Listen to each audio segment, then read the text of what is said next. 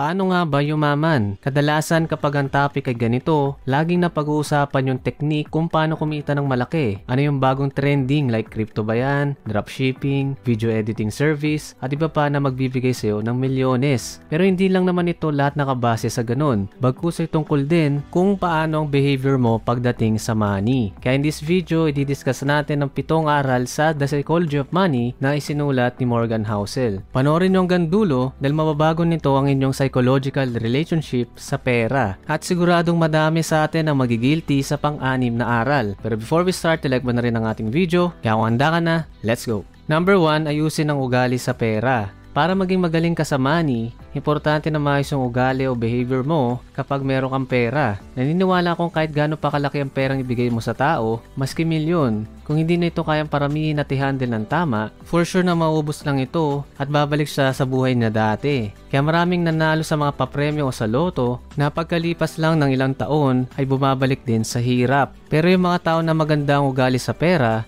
kahit hindi ganun kalaki yung kinikita, nakakaya pa rin nilang umasenso in the long run. Di naman natin kailangan maging matalino para yumaman. Di din kailangan ng math skills na malupet na pang mathematician. Ika nga sa libro, doing well in money has a little thing to do with how smart you are and a lot to do with how you behave. Kaya matuto ngayusin ang relasyon sa pera. Palagi pa rin magtipid, mag-ipon, at subukan palaguin ng pera katulad ng sa susunod na aral.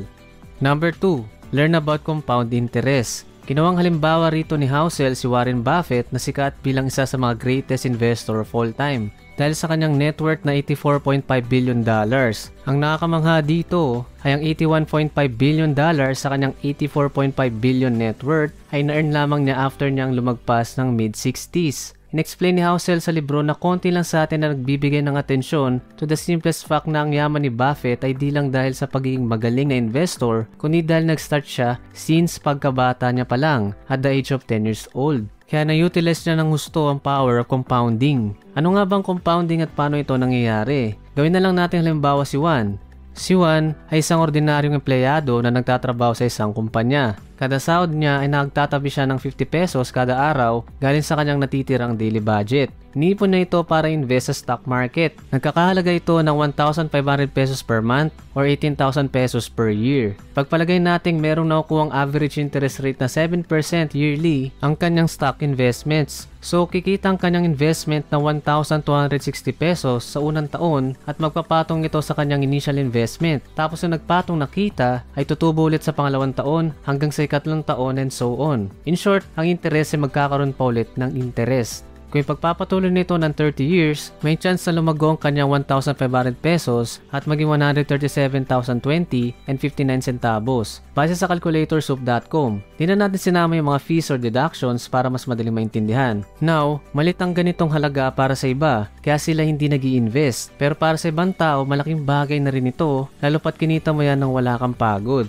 Hindi man ito maging kasing laki ng kay Warren Buffett, pero what if nag-start din si Juan mag-invest nung siya ay 10 years old pa lang? So paniguradong pagdating ng araw ay magiging milyonaryo rin siya. At paano pa kung mas malaki sa 18,000 pesos ang kaya niyang invest yearly? So posibleng mas maaga siyang maging milyonaryo. Kaya mas maganda mag-invest habang bata ka pa dahil time appreciates the value pagdating sa mga assets tulad ng sa lupa o sa stocks at kabaliktaran naman sa mga liabilities katulad ng sa kotse at cellphone.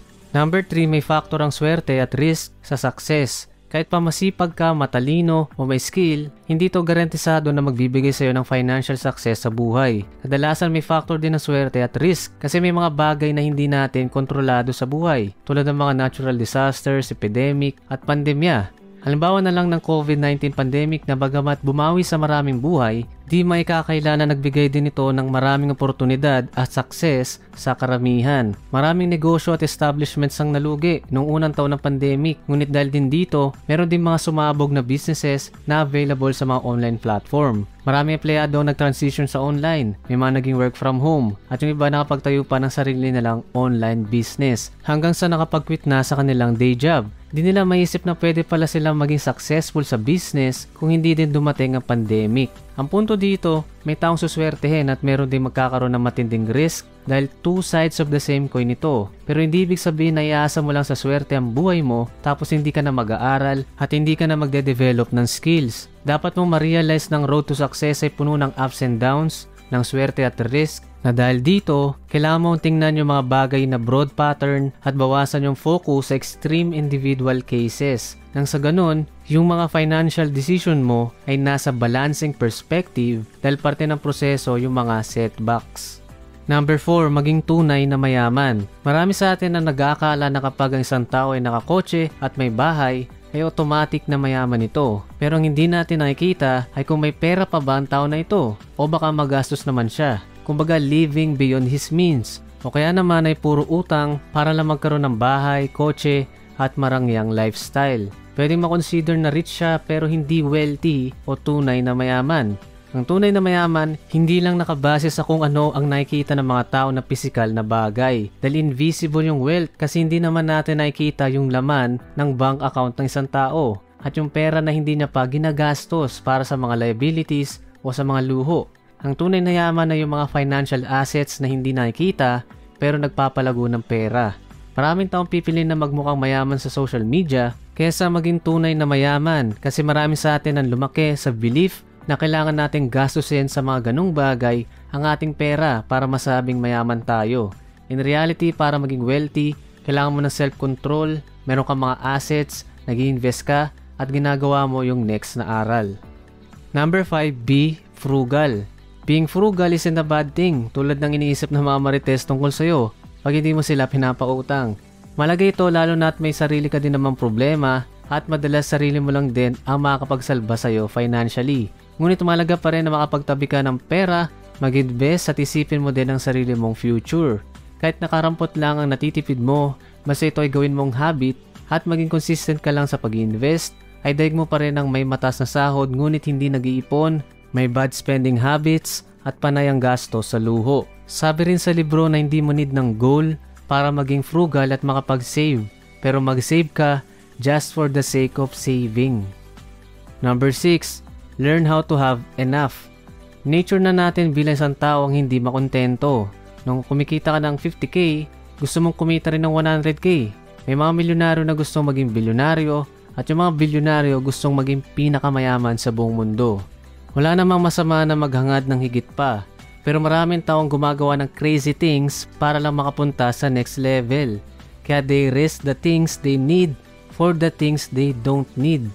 Kung isa kang tao na hindi mo alam kung kailan yung enough is enough, dapat mong tandaan ang mga ito. Number 1, kailangan matuto ka mag-stop moving. Dahil sa mabilis na pagbabago ng mundo, nagbabago din yung goals mo kaya gusto mo ring sumabay, kaya nagkakaroon ka rin ng inggit sa iba. Pero hindi ka naman mas sasaya or mas masasatisfy kung sobra-sobra na yung meron ka. Number 2, iwasan ng social comparison. Yung pagkumpara ng yaman mo sa ibang tao ay isang never-ending game. Laging merong may mas maraming pera sa'yo at kahit anong gawin mo, mahirap manalo sa lahat ng tao. Number 3, enough is not too little. Hindi porket sinabing enough ay hindi ka na pwedeng mabuhay ng komportable. Kapag sumobra ka, yun na ang bagay na pagsisisihan mo. Tulad ng pagiging overwork para lang sa extra money or maririsk mo yung investment kasi hindi mo pala kayang i-maintain. At number 4, may mga bagay na hindi pwedeng i-risk. Kahit pa malaki yung potential gains, hindi worth it i-risk ang iyong reputation, freedom, family and friends at happiness. Pero bago number 7, quick recap tayo ng mga aral sa psychology of money. Number 1, ayusin ang ugali sa pera. Number 2, learn about compound interest. Number 3, may factor ang swerte at risk sa success. Number 4, maging tunay na mayaman. Number 5, be frugal. Number 6, learn how to have enough. At number 7, tail event ang magpapayaman sa'yo. Sa coin toss, may chance na mag-heads at may chance din na mag-tails. Sabihin natin na heads ang representation ng failures at tails naman dun sa success. Parang story lang ni Walt Disney na bago siya naging successful, halos lagpas 400 na cartoons ang ginawa niya na hindi bumenta. Pero dun lang sa Snow White and the Seven Dwarfs, yung nagpabago sa buhay niya. Ito yung tail event na tinatawag. Kumbaga yung magiging success at pagyaman mo, kadalasan bunga lang ng isa o kukonting bagay. Meaning kahit pa 10 times kang mag-fail, pero kahit 1 time ka lang na manalo, for sure na ito na yung babawi sa lahat ng pagkatalo mo at may malaking impact sa buhay mo. Maraming investment o negosyo ka na malulugi, pero merong isa na sobrang laki naman ang kikitain mo. So kailangan na tuloy-tuloy ka lang sa ginagawa mo dahil may hit mo rin eventually yung tail event mo.